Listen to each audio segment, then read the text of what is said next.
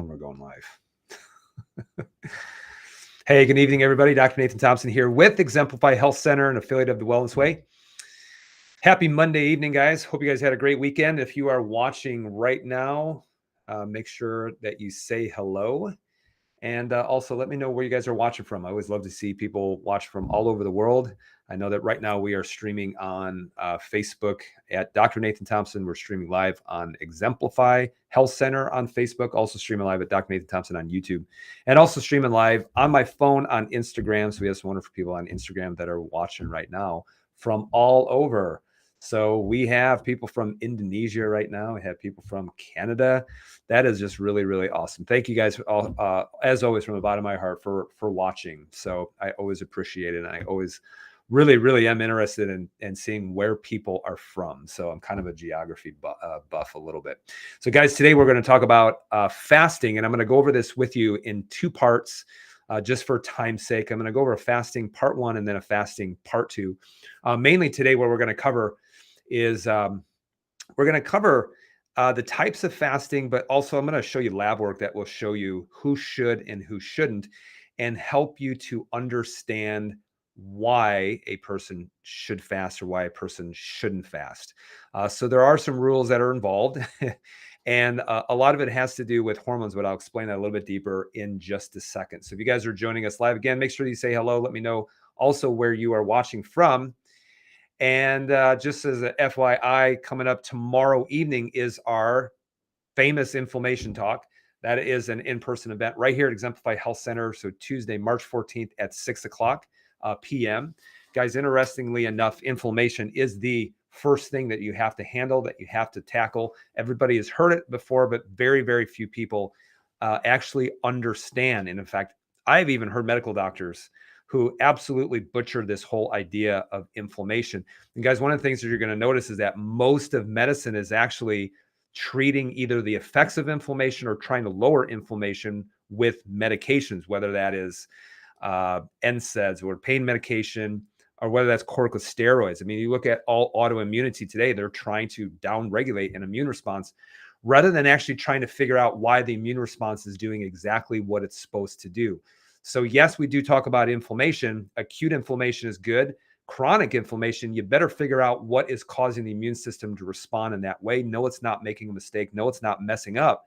What it's doing instead is it's doing exactly what it's supposed to do, which means that there are some things that you're doing that's creating an inflammatory trigger. And just a hint, guys, where does most of your immune system sit? It sits at the barriers, which means if you have very poor barrier function, then you are going to be chronically inflamed. So you got to figure out how to improve barrier function, especially. So this is an in-person event. You guys can go to the top of the page. If you're watching on Facebook, on either one, you can go to the top of the page and you can follow the Eventbrite link and get registered for it. We do have a couple of spots available for tomorrow night at 6 o'clock sharp, in-person event. And then if you are watching on Instagram, you can go ahead and follow our Linktree account, the one profile or one web address that they allow you on Instagram, and you will see how to register if you follow the Linktree link, and you can register for that inflammation talk. And this is for people who are in the Chicagoland area especially. So don't miss out. Our next one will be approximately in about 3 weeks. And guys, when we do this, it is unbelievable. We talk about inflammation, and it helps people to understand where they need to start as far as reclaiming their life and reclaiming their health. So let's get into fasting, guys. What on earth is fasting? I'm going to give you the definition. Fasting is the rejuvenation of the body through the intentional abstinence of food or eating. So fasting has gained a lot of traction over the last, decade or so. And really all it talks about is what our ancestors did all the time. They didn't eat all the time, mainly because food wasn't always available. So fasting was just actually a part of their everyday life. But if you look at today, we can eat pretty much whenever we want, and that has created a lot of problems. So when you talk about fasting, it is intentional. Sometimes I actually fast, I don't realize it, because like today, I really haven't eaten all day, and I'll eat tonight. I pretty much practice intermittent fasting. Sometimes not even by intention. It's just, I just forget to eat. So I'll eat one meal, and I'll go over with you the difference between intermittent fasting and 3-day fasting, 5-day fasting, and things like that. But It's the intentional abstinence of food. A lot of times when we ask people, hey, hey, could you do a 3-day fast? Most people said there's no way on God's green earth that I could. And I think that for a lot of people, they should have the ability to be able to do a 3-day fast if they were so called to do.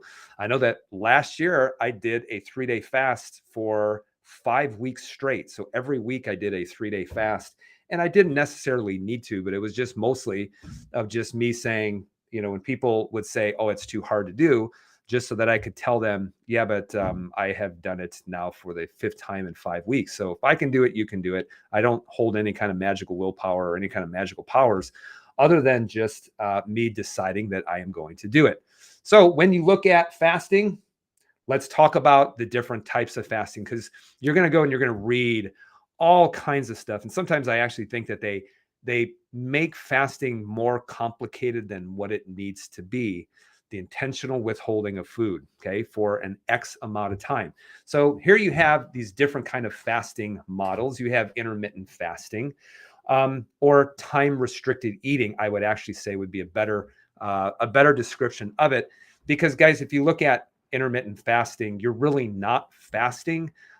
Because if you look at the transit time of most digestive systems, they might be running anywhere from 18 to 36 hours, which means technically, even if you fasted for 24 hours, you still are extracting nutrients and it's still going through the gastrointestinal system.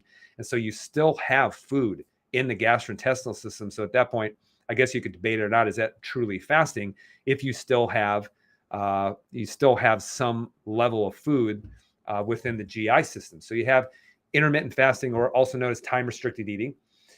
You also have what you would know as 5-2 fasting, in which you're going to eat 4 or 5 days, fast for 2. You got a 3-day fast. You also have a 5-day fast. And guys, it can go really, into extended fast even beyond that. I know the longest that I ever fasted was for 6 days. Why 6 days? Well, because the longest I fasted was 5 days. And so I just wanted to say that I did a day extra. There wasn't much difference between day 5 and day 6. And was it painful? A little bit. But I was pretty resolute in finishing it. So I made it the whole entire 6 days. And I know some people who have gone 15 days, 20 days, 21 days as well. Now, what's interesting about this, when we talk about this, is, the whole idea of fasting.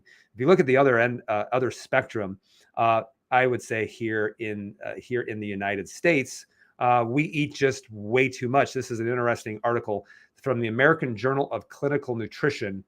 This is not a new article. This actually goes back to 1973, so 50 years ago, if you can imagine that. And here's what's interesting, because if you take the opposite of this, the opposite of what this article describes can also be true. So what they did is they actually fed people 100 grams of carbohydrates. And what they were coming from was from glucose, from fructose, from sucrose, from honey, orange juice. And basically, these were some very simple, quickly digestible carbohydrates. And one of the things that they found is at even within in 100 grams of these simple carbohydrates, one of the things that they found is that it diminished the activity of a certain white blood cell. This is known as neutrophils, and it diminished that activity of them for a long period of time. Okay. And we're talking about hours after this happening. So you can go ahead and you can read this article. But what was interesting is high doses of sugar decrease the activity of neutrophils. Guys, what are neutrophils? Neutrophils are a certain type of bacteria whose really sole function is to handle bacterial infections. This is why, guys, when people say, hey, sugar diminishes the immune system, they're 100% right. And think about it. A lot of people who may be eating sugar at this level 3, 4, 5 times a day of eating in these 100-gram increments, that they're basically diminishing the activity of these cells that help you overcome a bacterial infection.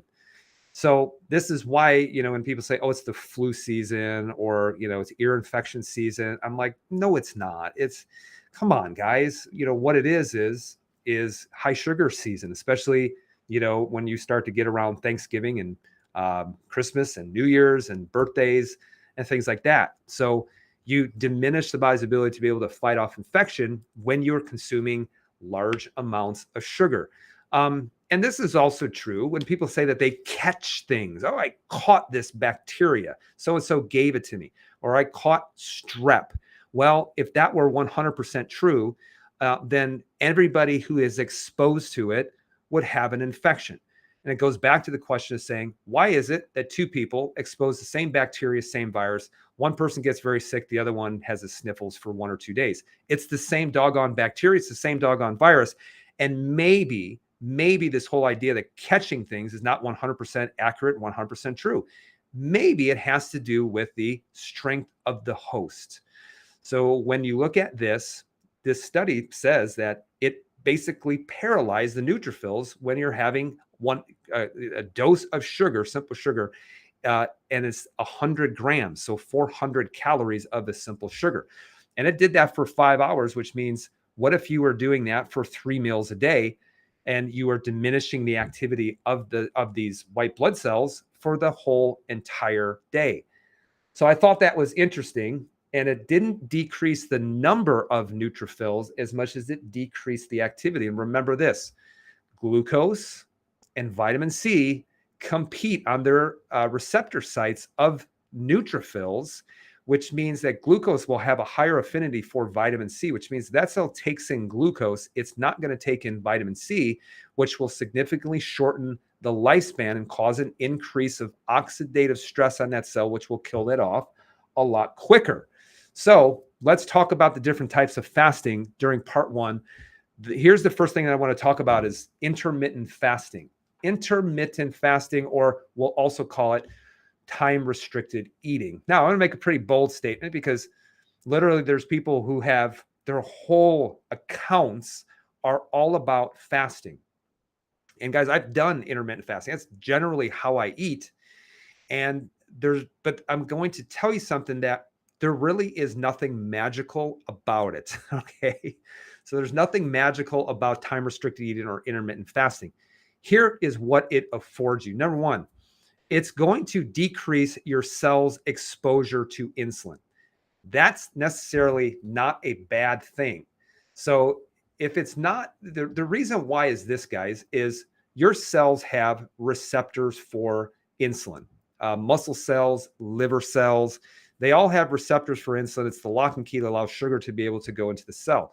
And guys, when you are exposing your cells to high amounts of insulin, you are going to cause downregulation of those receptors. Okay. It's no different than if you are smoking. You smoke a lot, you're going to have those receptors are going to be a whole heck of a lot less sensitive to nicotine, which means you need more of it in order to achieve the same effect. So you decrease your insulin exposure. So you're just not going to be secreting as much insulin because you're just going to decrease how much food that you're eating throughout the day. And let's be honest, a lot of people eat a lot of sugar. The other thing too, by shrinking down your amount of food that you can eat within a certain time period is also going to naturally decrease your calorie intake. So how much energy you're putting into your system. And I want you to think about it. If we said, hey, and that's why I will use it in people, is say, hey, stop the mindless grazing. Put a couple of rules on you. And what I want you to do is I only want to give yourself the freedom to be able to eat within 6 hours. So as soon as you start eating, you have 6 hours to eat everything that you're going to eat for the whole entire day. But the other 18 hours, you have to be completely not eating or quote unquote fasting. And so it just basically puts a rule on people and it forces them not to be eating every time that they have some kind of inkling to have some kind of food, snack, or sugar, because there are testing that you can do looking at their leptin levels. And if those leptin levels are high, we know that they're leptin resistant. And so we know that their hunger mechanism is completely messed up. And you know that they're just mindlessly eating for the whole entire day. So for them, some people, they need that rule. They need that mental cue to say, you cannot eat, outside of this 8-hour, for some people, 6-hour, 4-hour window to be able to eat. And with intermittent fasting, the best way to start is go 16-8, then shrink it down to 18-6, and then shrink it down to 24. So when is the best time to eat and when is the best time to fast? Well, I will tell you this. In my opinion, if you're talking about adherence, the best way to adhere to it would be to really skip breakfast and then, break your fast, lunch and then going into dinner.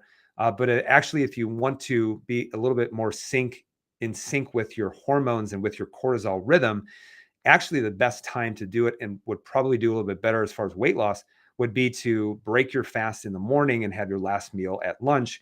The only problem is it's really tough for people who they want to eat at night. And so a lot of their family things and things like that are geared around towards the night. So I get it. I understand it. Do I like intermittent fasting? The answer is yes, that I do in fact like intermittent fasting. But again, there's nothing that's magical about it. So when you look at this, they'll make it super scientific and kind of complicated. But what is 16:8? What is 18:6, 24? What does that mean? 16 means the time that you are fasting. 8 hours means the window that you can actually feed. Same thing for 18:6. Same thing for 20 hours of fasting and 4 hours of feeding. So basically, I've used this with a lot of people of 18 hours of fasting and 6 hours of eating. And I've used it a lot of men when we have worked at, doing some large group kind of things, some fun things with our Man Up Challenge. And we have said, hey, let's work on intermittent fasting and just shrinking the window that we are eating. And I only want you to eat these certain types of foods during that time. And men absolutely love it. And so it's just, again, they start feeding if they're doing 18:6, they have lunch at 12, and then they should be finishing up their dinner by 6 o'clock. So it's kind of an easy thing to do, but they'll notice that when they do that and they skip breakfast, they end up eating less throughout their day. Now, when you look at an extended fast, so we're talking about, going beyond one day. And yes, you can do a 48-hour fast. I actually did that last week. So I skipped one day of eating and I ate on Sunday and then ate again on Tuesday. And not really a big deal, guys. The longer that you do it, the easier it actually becomes. But if you look at a 3-day fast or a 5-day fast, what does that actually mean? Well, that means for 3 days, it could be 4 days, it can be 5 days, is basically no food. You can have water. We allow for coffee. We allow for tea. And then also, depending on how long that you are fasting from, usually this doesn't have to happen if you're doing it for 3 days, but to try to keep your minerals up like potassium, sodium, and magnesium. I'm going to do probably some content coming up about the whole idea between, restricting salt. You don't need to restrict salt as much as you need more potassium. So guys, when you look at your daily requirements of potassium, depending on what you read, 3,500 up to 4,700 milligrams of potassium every single day. And the same thing with sodium. You're looking at, 4 to 5 grams of sodium, and magnesium, I believe, is around 750 milligrams per day. Most people are very inadequate when it comes to consuming that much potassium and magnesium every single day. And it's not about restricting your salt, it's making sure that you're getting enough potassium. This is also very hard to measure because most of your potassium and your salt is within your cells. It's intracellular. So when they do a blood test looking at potassium levels, they're literally measuring 3% of your total potassium. And your whole nerve system, guys, runs on potassium and sodium. It's called the sodium potassium pump. That's how the nerve system carries an action potential. So the whole idea of me doing this requires sodium and requires potassium. So do you need it when you're doing a fast? Yeah, I would say not a bad idea if you're doing it for 3 days. If you're doing it for 5 days, I definitely would consider doing that, and then making sure that when you're drinking your water, you're getting enough potassium, you're getting enough sodium, and you're also getting enough magnesium to make sure that these things are working the way that they are supposed to. So if you talk about an extended fast, like longer than doing intermittent fasting, I'm going to show you who should do it and who shouldn't. Okay. Who should do it and who shouldn't? Well, the first thing I'm going to talk about is men. Okay. Can men do it? Yes. There really are no restrictions to men doing any kind of fasting. And the reason why is because with men, their hormones, they're not getting a lot of contribution from their adrenal glands. So when it comes to a man and his hormones are made from the testicles, very little from the adrenal glands. And so it doesn't play a role if the fast is actually stressing them out. So can men do it? Yes, men can do it. In fact, I actually recommended today a gentleman on a consult, and I said, hey, it'd be a good idea for you to start fasting. I want you to fast, within the next week, and then follow up, doing it about every 3 months. So men, yes, they can do it every 3 months. I've done it once this year. Last year, I think I did it 9 or 10 times. And I just like playing around with it. And the reason why I do it is when I tell someone to do it, I shudder at the fact of someone coming to me and saying, well, have you done it? And me saying no. It's kind of like, the doctor saying you need to exercise and you need to watch your diet. And meanwhile, that the doctor is on the other side taking blood pressure medications and medications for type 2 diabetes. And that he, went to Arby's or Panera or Popeye's chicken for lunch. So I want to always be congruent with what I'm recommending. So men, yes, every 3 months. Now, the other thing is women. Okay. Now, women, basically, you have to divide this up. Postmenopausal women.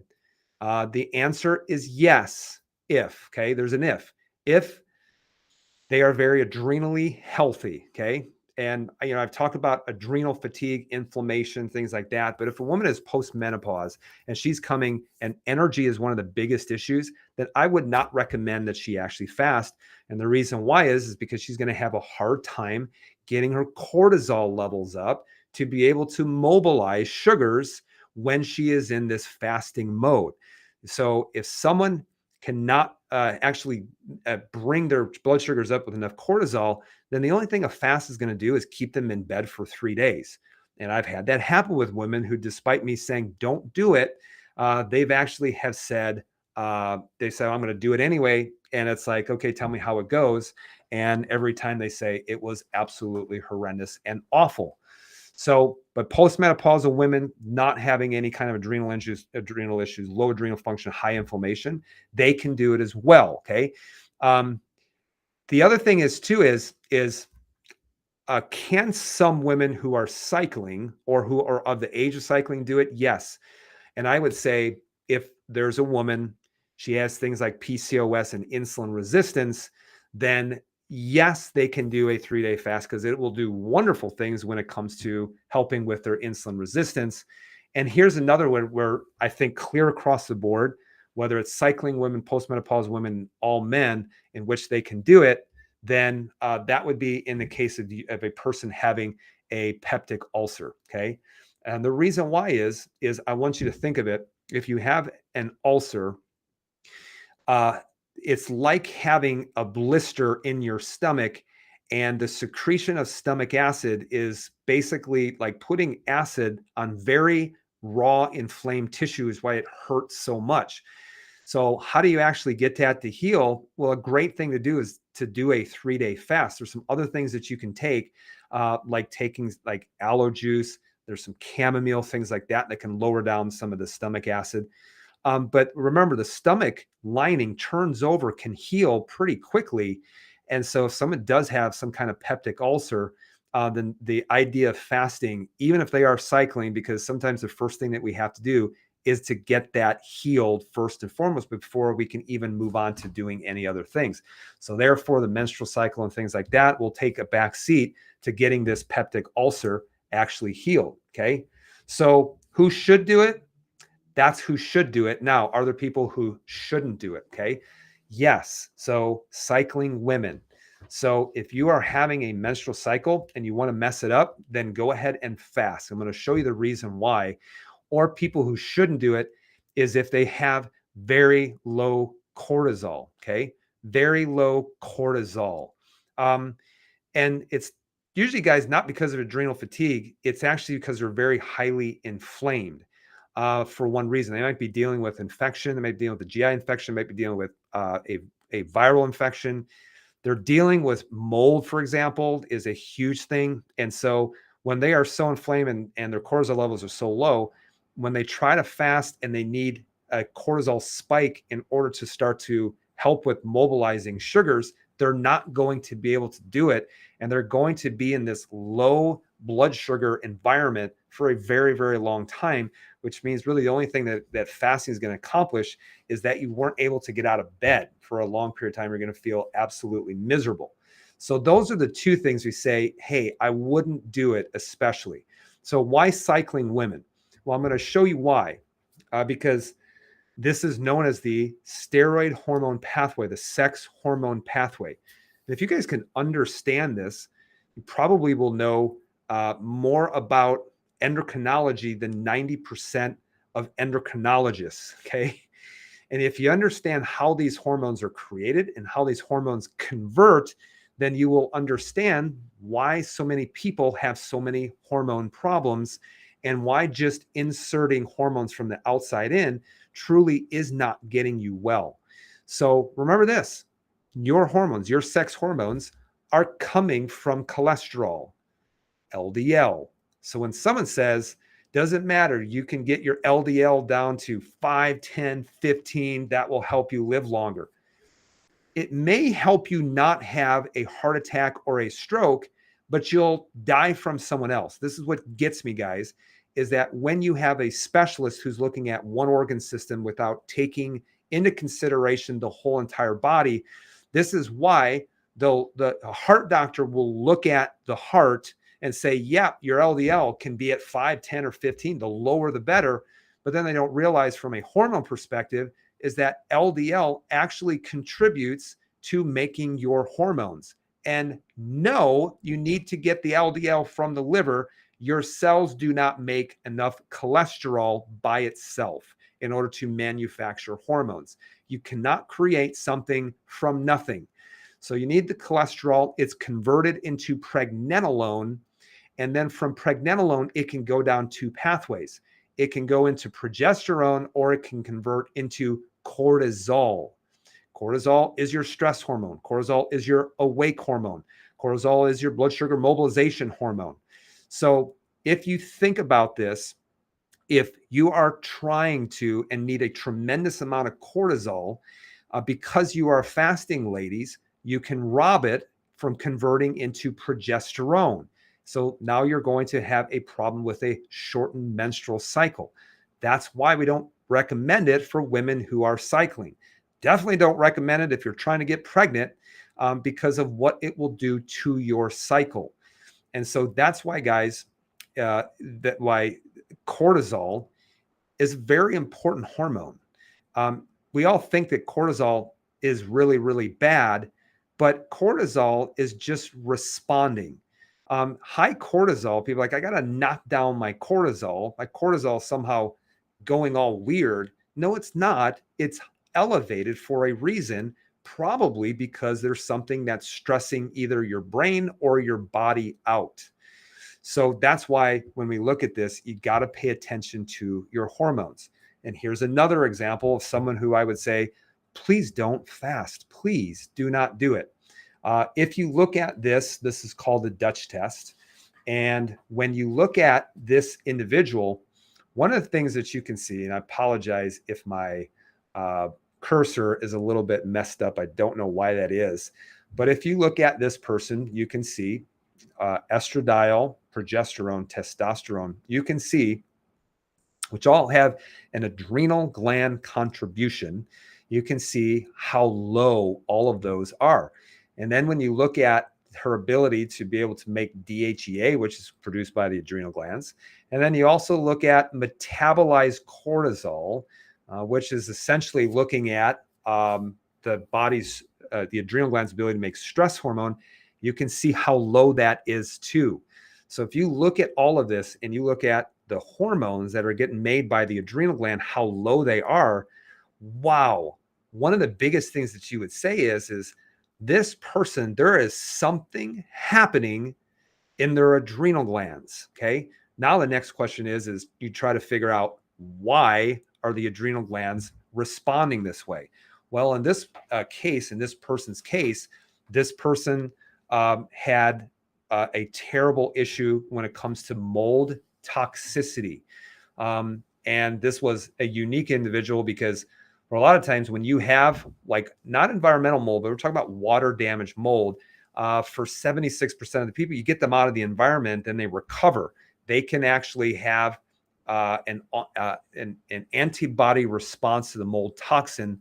For 24% of people, they can't, which means that they're always having a massive inflammatory response, and this never, ever ends. So they'll have massive inflammation, it goes away, comes back, it goes away, comes back.